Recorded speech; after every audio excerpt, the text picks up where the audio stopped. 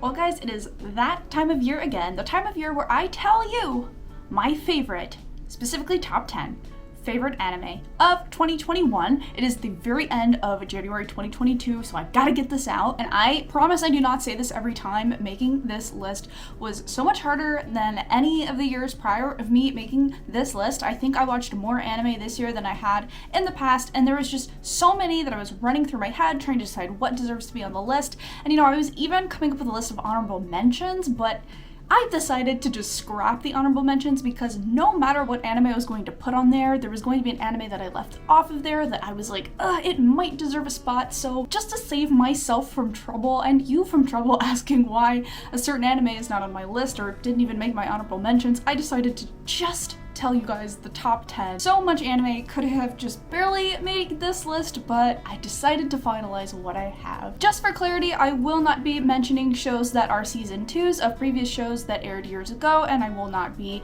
discussing remakes or spin-offs of the like. So just anime that came out this year. It was like the first time it had been animated. Starting with number 10 is Bokutachi no Remake. This is your standard slice of life show, generally a show that I knew that I was going to be into before I watched it. It follows this character who's like in his late 20s, early 30s, and because of the time and going back into time, you kind of know where I'm going with this, he gets to redo his life in college, which will then build up to what he wants to do in his future, which is to make art and be creative. The things that I like the most about this show particularly is that it does deal with older characters. It deals with characters in college, which I personally really appreciate. It also kind of takes place in around like 2006, 2007, so it's really cool to see like the older phones and him always discussing, because he's from the future, him always discussing things that the people in the past don't really know about. It's very similar to stuff like real life, and we've seen this trope in anime. Tokyo Revengers is another really good example where a character goes back in time to fix mistakes or to go back and try to fix things to have a better life in the future. And that's what this is, but from an art college school perspective, which I think is the coolest part about it. It'll basically check off every mark on your list for a pretty good slice of life. Number 9 is Senpai ga Uzai, or My Senpai is Annoying. Going into the show, I knew I would like it because of its setting. It is set in a Japanese office with Japanese workers who are about 21 or older, and you have this one really small character who always gets made fun of by her much bigger senpai. And traditionally with these kinds of things, romance tends to ensue, which isn't like super in your face. The romance isn't super in your face at first. It's more about the comedy, it's more about the jokes, it's more about office life or just life as an adult, trying to hold things together. Really enjoyed the comedy in this one, really enjoyed the art style of it. It is actually really impressively, I was impressed by the animation in this show for it just being kind of a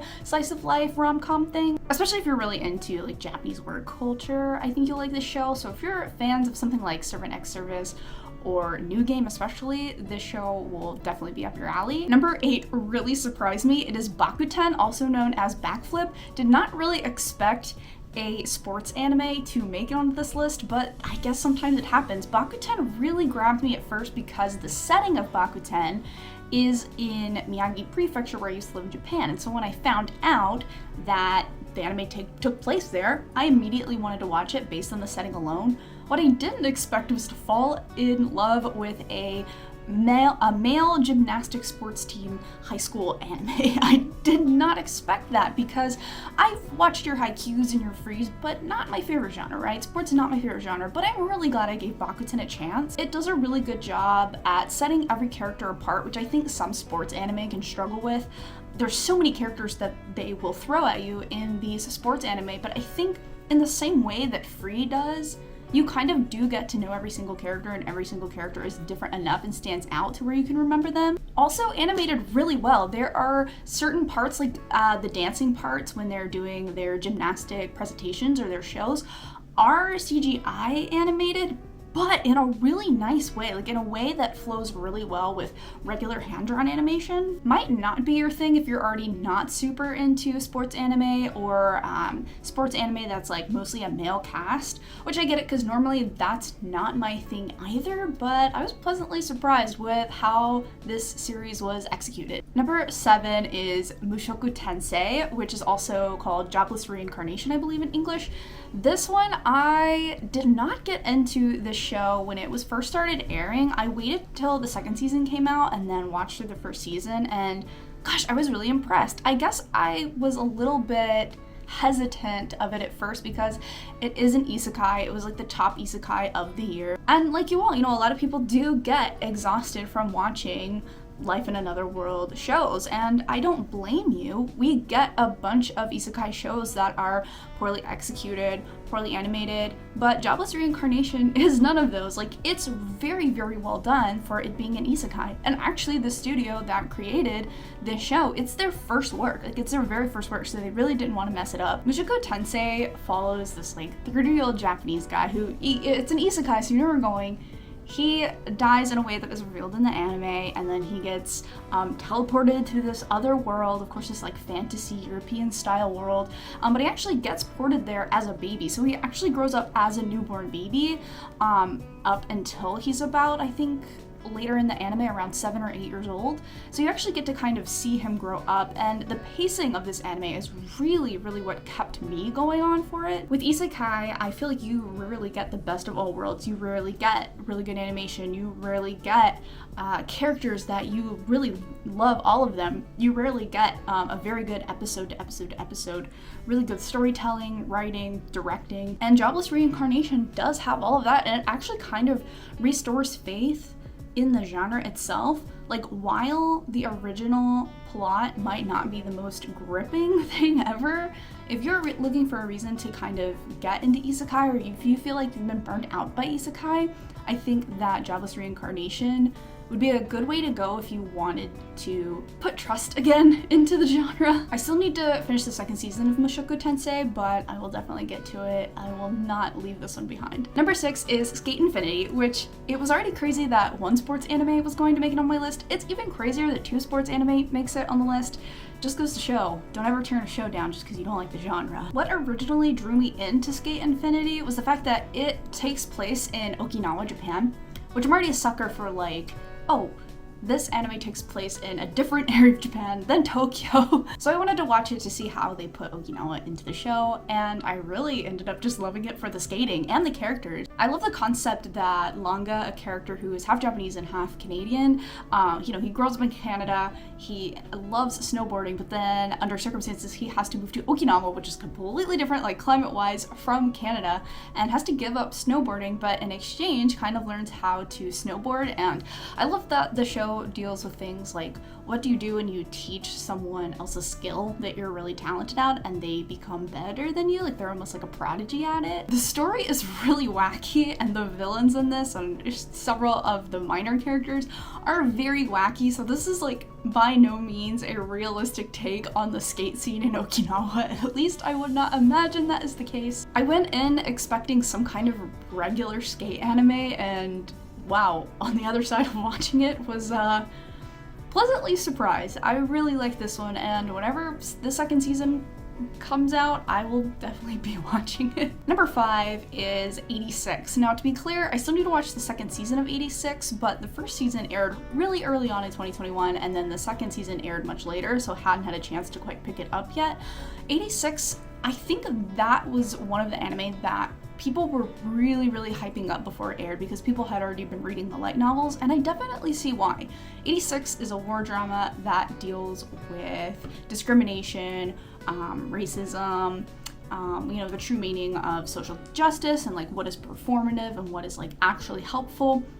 And it's very rare that these days we get very good war dramas. I think like the last one that I remember being really good or something that I enjoyed was Noah Zero, and that easily came out more than 5 or 6 years ago. A1 Pictures is the studio that animates it, and I think everyone has super high expectations for A1 Pictures, and wow, even with 86, they completely blew me out of the water. In fact, a few episodes had to be delayed because they were still working on the animation, and it shows. There's a really, really good mix of CGI and regular animation, which, back to Noah Zero, I remember that, in those days, in like 2014, we were still getting used to CGI being very well threaded with regular hand-drawn animation, and I think 86 is a really good example of the good kind of CGI. 86 just has this perfect mix of drama and war, animation. Don't even get me started on the music. Probably the show with the best music out of the entire, like all the anime in 2021. Number 4 is To Your Eternity, which is the anime on this list that is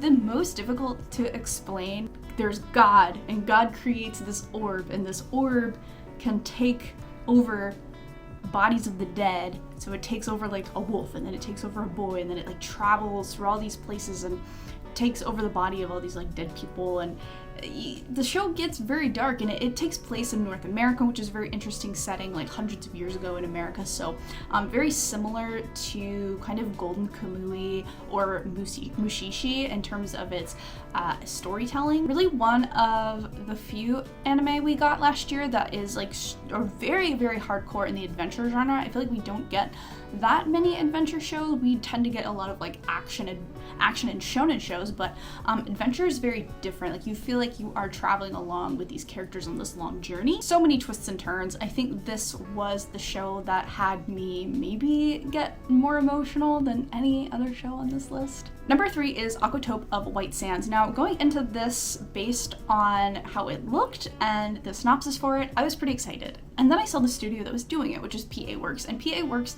either has really, really high highs or really, really low lows. And for the last several years, I haven't really liked almost anything that PA Works had put out in the last maybe 5 years. But I decided to give Aquatope a chance because it's another show that actually takes place in Okinawa, and it follows this idol from Tokyo who decides to like abandon everything that she knows about showbiz and being an idol in Tokyo, and ends up in Okinawa and actually starts working a summer at an aquarium. But it ends up kind of just being, save the local aquarium kind of show, which PA Works has done before. They've definitely done their shows of like, oh, we have to save the town, we have to save this school.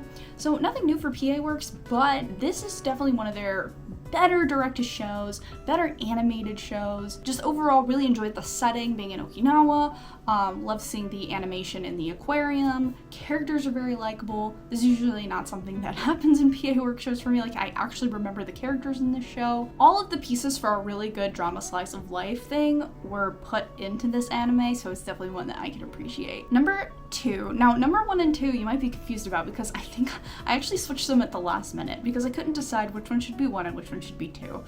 And on one hand, it almost doesn't matter, but for the sake of the video, I am going to do it in this order. Number 2 is Super Cub.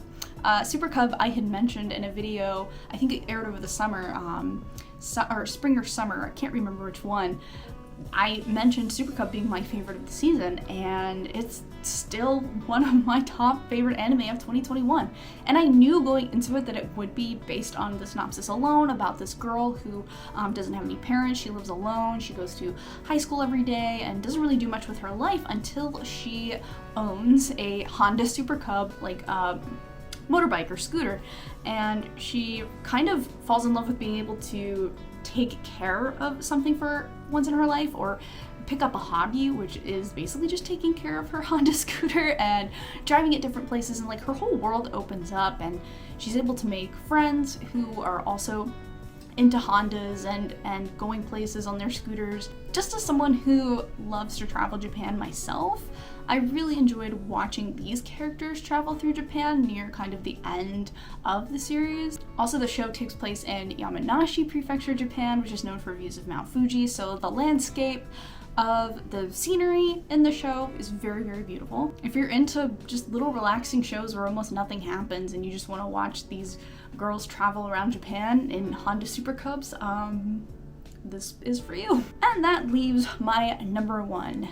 One I obviously have not mentioned yet. You'll probably guess what it is if you have been to one of my panels, or if you watched one of my videos throughout the last year where I mentioned how good this show is. And yeah, it's Odd Taxi. Odd Taxi takes it for my #1 anime of 2021. And when I first read the synopsis for this show, I was like, okay, follows a taxi driver in western area of Tokyo, and he gets into like a mystery. Taxi drivers in Tokyo, they probably know everything. They hear all these stories and rumors, and they probably pick up people who know other people that these taxi drivers have picked up. So taxi drivers in Tokyo, they know all. I was already pretty sure I was gonna watch it based on the synopsis, but then I saw the key visual photo for it, and like all the characters are animals. But don't let that turn you off from it. I know people can be very turned off from animal characters, whether that be like a Disney thing or even Beastars. Each character being an animal also kind of reflects their personality and reflects like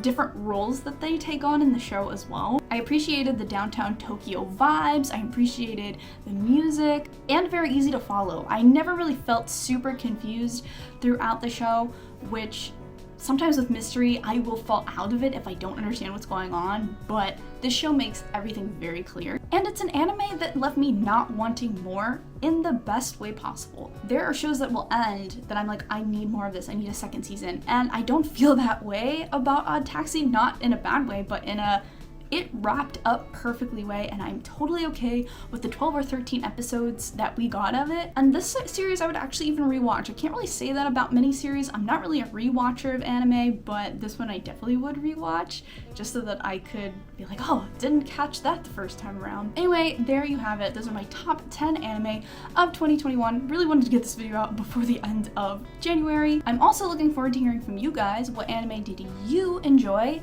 And I know I probably left some things off, but there's definitely some honorable mentions that I'm just not gonna get into because I will be so bothered that this and that didn't quite make it on the list, so won't be mentioning anything like that. Guys, like this video if you like it, and if you want more anime videos just like this. Don't forget to subscribe for more anime and Japan adventures, and hopefully I'll see you in the next video. Bye!